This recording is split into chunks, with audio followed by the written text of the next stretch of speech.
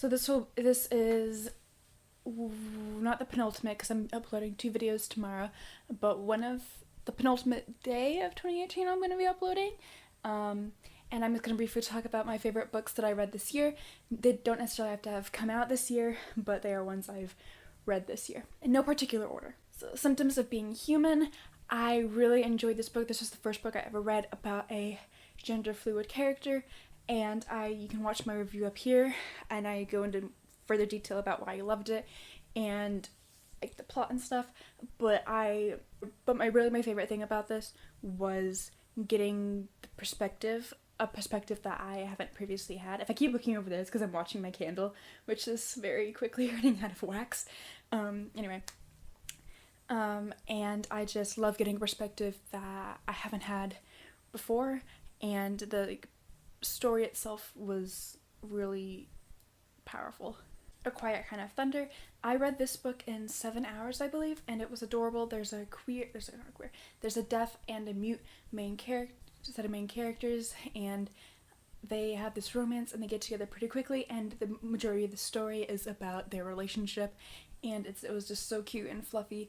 And there were several quotes in there I loved, such as the differentiating between shyness, introversion, and being mute, I think it was. No, that's not right. I don't know. But it was adorable, and I'm gonna have a review up for that soon. 180 Seconds. This is another book I did a review for. This was the first new adult book I think I ever read, and it was another fluffy contemporary, and it was adorable, and it made me fall in love. Like, it made me have hope in the world and like certain things again. It's about this girl who for 16 years of her life was in the foster care system, and so she doesn't really trust people or allow herself to get close to them. And then she gets pulled into this experiment where she has to stare into a stranger's eyes for 180 seconds, and they form this connection, and it goes from there. They both die at the end. Oh my god, I did another review about this. This was a book that made me cry almost 6 times, and the cover was beautiful along with a lot of these, but the thing about this was that even though you knew both characters were gonna die at the end, you couldn't help but root for them and fall in love with them, and I just... Six of Crows. I didn't give this 5 stars, but I'm going to try and reread it and like reevaluate.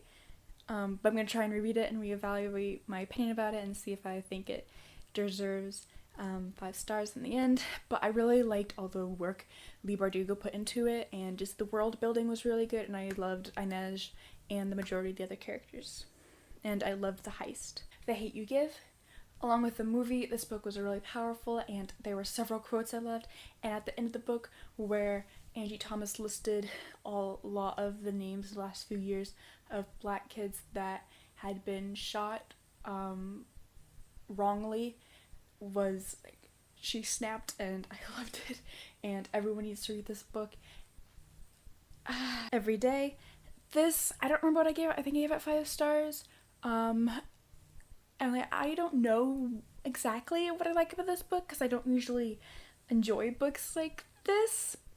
But I think I just liked how the author went about the way of the character going from body to body. Something about the execution I really loved.